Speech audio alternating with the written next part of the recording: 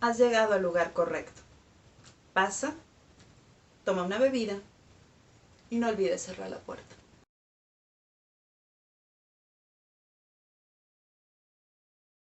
Cuentan que existe un club tan exclusivo, pero a la vez tan lúgubre, que nadie quiere pertenecer a él. ¿Te interesa? Pues la historia comienza así. Seguramente ya has escuchado hablar del famoso Club de los 27, o el también conocido Forever 27. Pero ¿cuál es la característica principal de este club o el por qué nadie quiere pertenecer a él? Porque cada uno de sus miembros han muerto a los 27 años. Este club se hizo famoso o acaparó las miradas de todo el mundo en 1971, cuando cobró una víctima más. ¿Pero por qué es tan conocido o tan polémico este club? Bueno, porque alrededor de él giran diferentes leyendas urbanas o diferentes historias o diferentes hipótesis. Primeramente, debemos saber que los miembros de este club son un grupo de personas muy selectas, en la mayoría todos pertenecientes al giro artístico, sobre todo al rock and roll. Hay 6 o 7 personas que se consideran que son los miembros principales de este club, pero a la fecha se cuentan más de 30 personas pertenecientes a diferentes ámbitos artísticos. Los hay desde, como antes dije, los miembros del rock, hasta futbolistas, pintores, escritores, músicos, actores, etcétera, etcétera. Antes diré que cada uno de los miembros de los cuales yo hablaré en este video merece su propio espacio o su propia historia, y yo abordaré ahorita los temas como más específicos de el personaje, y probablemente después haga un video de cada uno de estos íconos del rock, pero ahorita sí es como más que nada para que conozcan o para platicar sobre lo que fueron o entrar en contexto de quiénes son los pertenecientes a el muy famoso conocido Club de los 27. Primeramente hablaremos de Robert Leroy Johnson, que se considera el fundador de este club. Robert Leroy nació el 8 de mayo de 1911. Siempre quiso ser cantante de blues. Él siempre desde joven se dedicó a tocar la guitarra, pero su historia se centra en que se le consideraba un músico que no tenía las capacidades como para llegar a ser un gran músico, o sea, no tenía el talento. Se le llegó a decir que era un músico mediocre, etcétera, etcétera. Eran tantas sus ganas, o se cuenta que eran tantas sus ganas de ser un gran compositor o un gran cantante, porque también cantaba, que le vendió su alma al diablo. Y esto sucedió en un cruce de carreteras, específicamente en el cruce de las carreteras Clarksdale y Mississippi. Allí se arrodilló e invocó al diablo.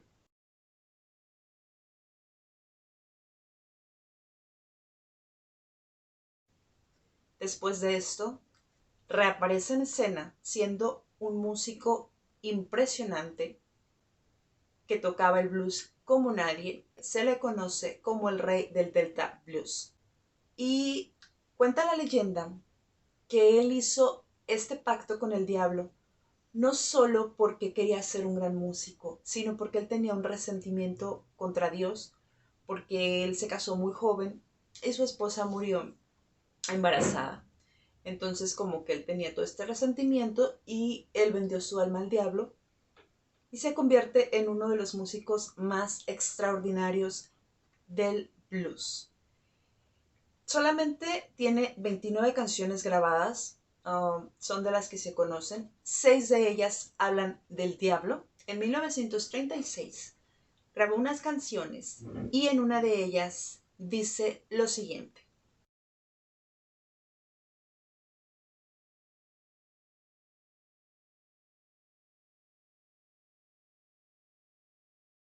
así continúa su vida, lleno de excesos, de mujeres, y era, se dice que un gran conquistador, Pero resulta que en una ocasión llegó hasta un bar en donde descaradamente o valientemente se atrevió a coquetearle a la esposa del dueño de este bar. Se dice que después de esto, él tocando en el escenario se comenzó a sentir mal. No sé muy bien si se fue o se quedó allí, pero la cuestión es que él muere y se dice que muere envenenado porque el whisky que se le estaba ofreciendo lo habían envenenado. Este whisky había sido invitado por el dueño de este club. No se sabe muy bien a ciencia cierta si fue así o no fue así, o si murió por envenenamiento, pero muchas de las fuentes dicen que fue de esta forma. Y muere el 16 de agosto de 1938, obviamente a los 27 años. Hay 3 lápidas en Greenwood, 3 lápidas que según eso pertenecen a él, pero se cree que ninguna de las lápidas es auténtica. Se dice que lo enterraron bajo un árbol en el cruce de los caminos, sin lápida, sin Cristo, sin absolutamente nada. El siguiente miembro de este club es Brian Hopkins Jones, el fundador de la banda Rolling Stones. Brian nació el 28 de febrero de 1942 y él es considerado o es conocido porque era un prodigio para tocar los instrumentos. Se dice que tocaba el piano, el órgano, el saxo, el clarinete, etc. Y se dice que le bastaba solamente con 1 hora para aprender a tocar cualquier instrumento o un instrumento nuevo.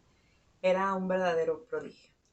Tanto así que en algún momento de su vida crea la banda de los Rolling Stones y obviamente, como la mayoría de los personajes que estamos o que estaremos hablando aquí, se envuelve entre los excesos de drogas, alcohol, sexo, etc. Y esto lo llevó a tener repetidas peleas con los integrantes de la banda, desencadenando en 1969 en la ruptura definitiva con los Rolling Stones después de una pelea con Mick Jagger. Y su salida fue el 10 de junio precisamente de 1969. Se comenta que él se va hacia su mansión, en donde tiene proyectos con diferentes artistas de aquella época, entre los cuales estaban los Creedence, Jimi Hendrix, los Beatles, y esto tiene mucho que ver en las teorías que más adelante les contaré. Se dice que en una de esas ocasiones que está en su casa, bebe demasiado alcohol y se tira a la piscina, en donde muere ahogado porque ya no pudo salir. Se supone que porque estaba totalmente alcoholizado. Su novia creo que es la que encuentra el cadáver después.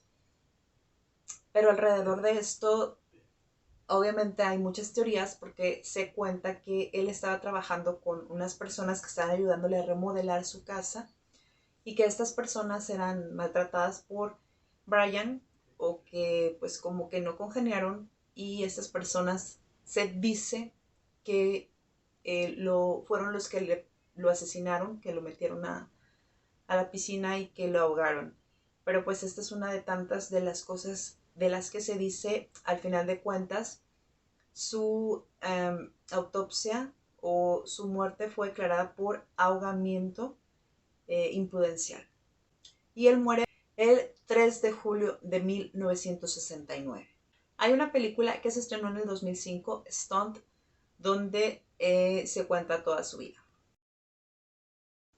El tercer miembro oficial del club es James Marshall Hendrix, conocido como Jimi Hendrix, en Seattle.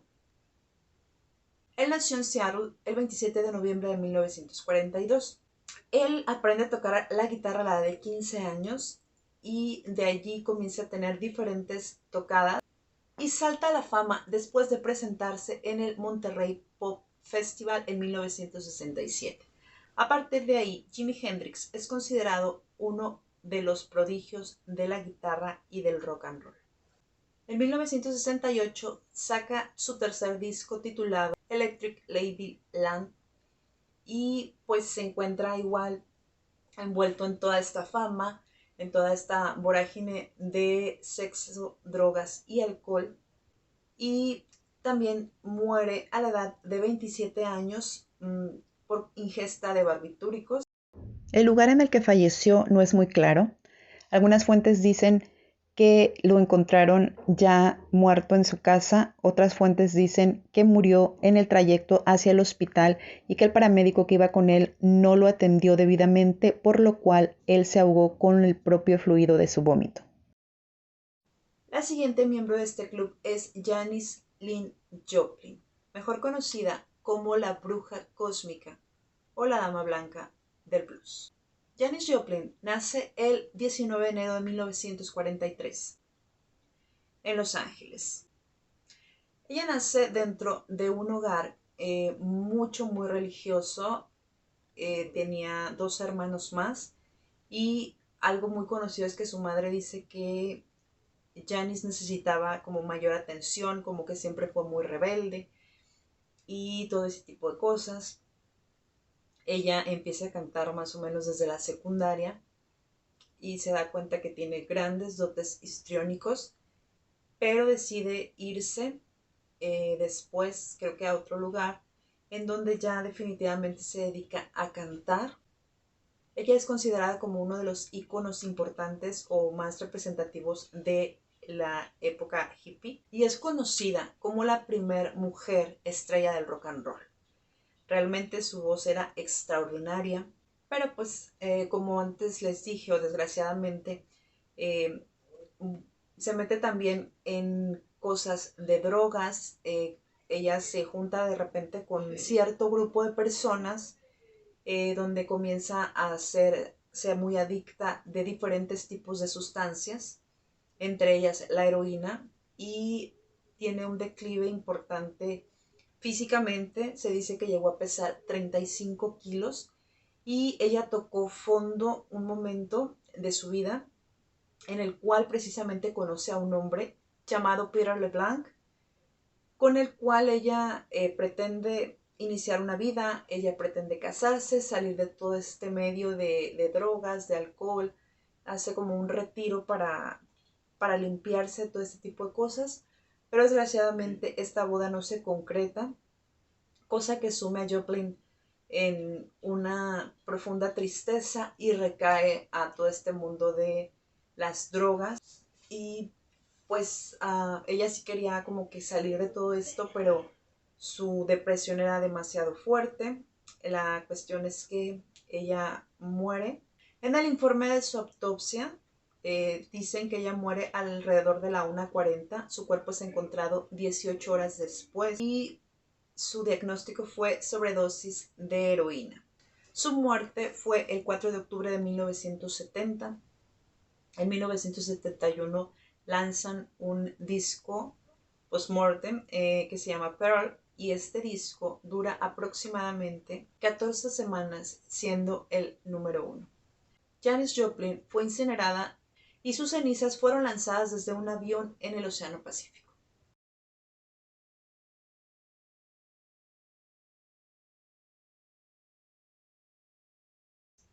El siguiente en pertenecer a este desafortunado club es James Douglas Morrison, Jim Morrison, el Rey Lagarto.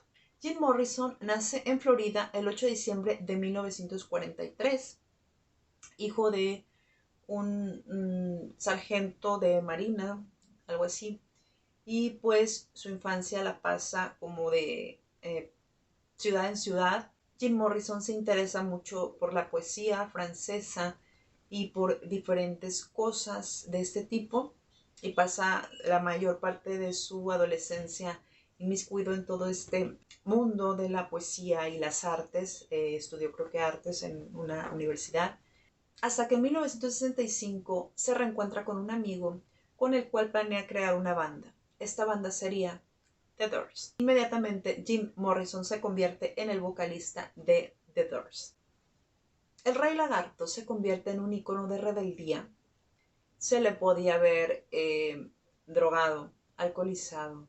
En muchas de sus presentaciones volvemos al mismo como que punto de las drogas, del alcohol, del sexo, de todo este tipo de cosas en las que se envolvían estas grandes estrellas del rock, y comienza a crear una dependencia al alcohol fuertísima, hasta que el 3 de julio de 1971 muere debido a una sobredosis de heroína. Eso fue lo que se dijo en su casa, pero la cuestión aquí fue que a él no se le practicó ninguna autopsia porque decían que su cuerpo no presentaba ninguna agresión o no parecía que hubiese sido agredido. Entonces hay como que muchas cosas incongruentes alrededor de esta muerte también. Por supuesto, muere a los 27 años. Es enterrado en el cementerio francés de Père-Lachaise. Hasta aquí tienen que pasar varios años para que ingrese otro personaje a este club. Pero en este intermedio se considera también a otro miembro importante, solamente que no pertenece directamente al medio del rock and roll. Jean-Michel Basquiat, mejor conocido como Samo, nació en Nueva York el 22 de diciembre de 1960, de descendencia haitiana y puertorriqueña. Este joven comienza a interesarse por las artes, ingresa a una escuela, la City Arts School, es un centro escolar para niños superdotados o chicos superdotados, en el cual es expulsado por rebeldía, y él se comienza a ser famoso en 1977 a raíz de que empieza a hacer grafitis y empieza a pintar vagones del metro o partes exclusivas o partes del Soho en Nueva York muy conocidas.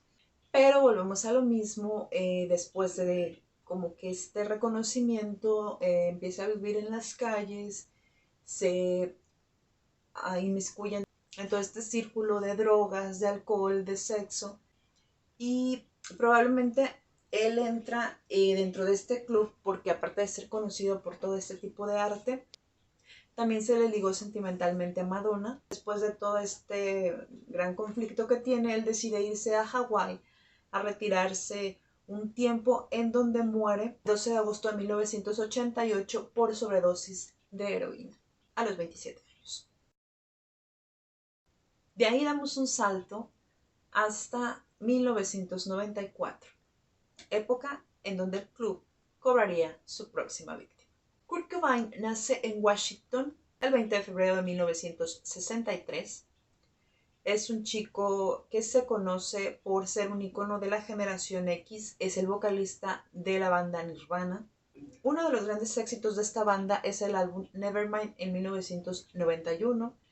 Él es un chico que también está dentro de las drogas, del alcohol, pero él siempre presentó como que mucha depresión alrededor de él.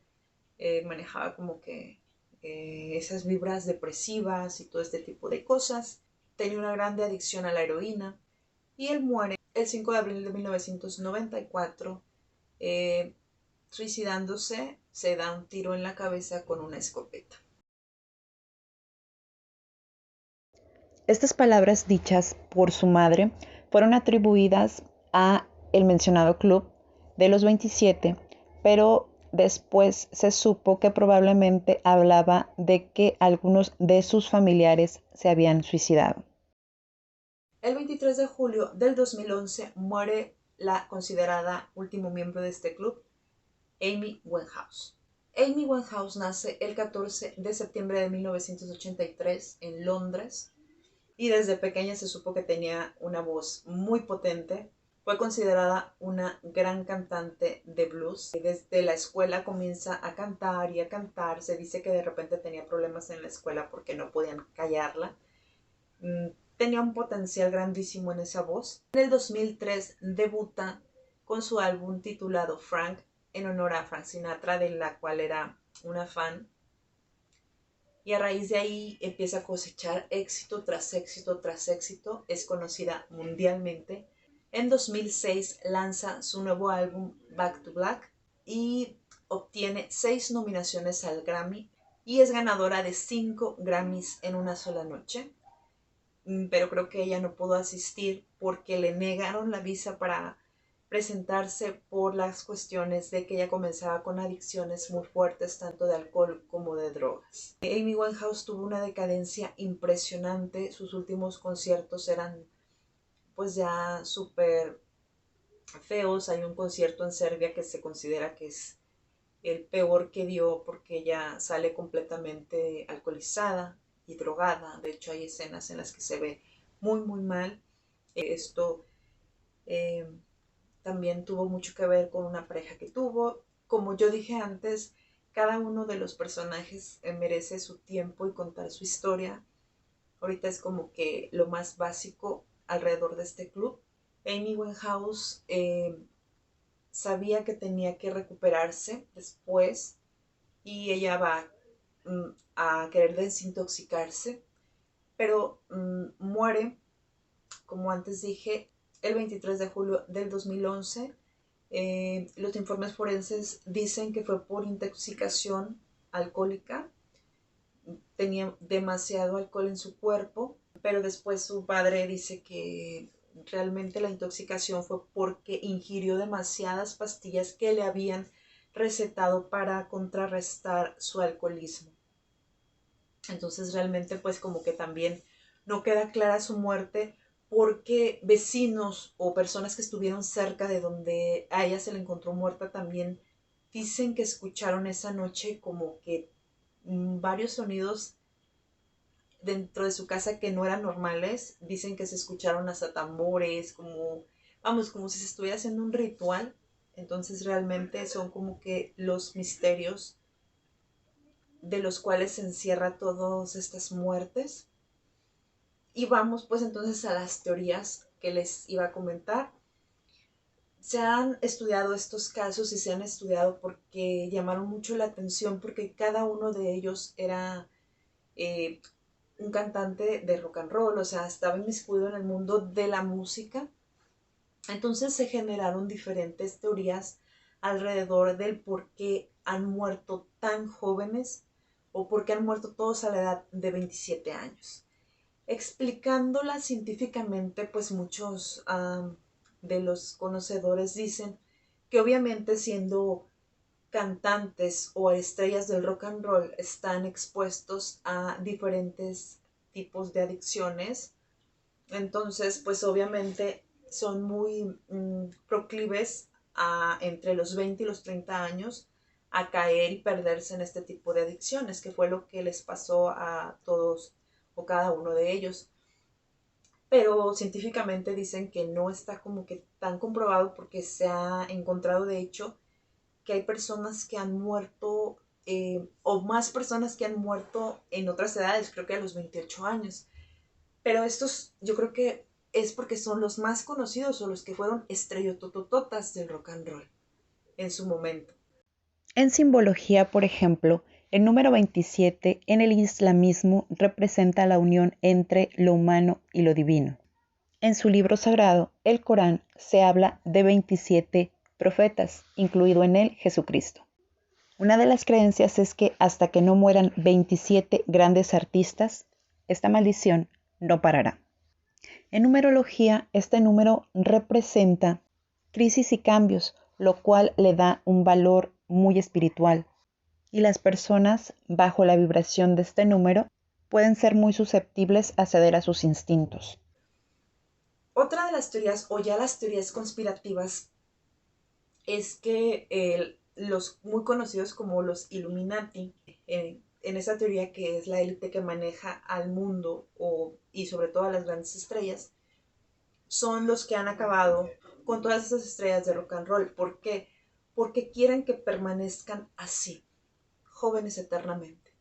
Porque quieren seguir explotando su imagen y seguir vendiendo su imagen y no quieren que envejezcan.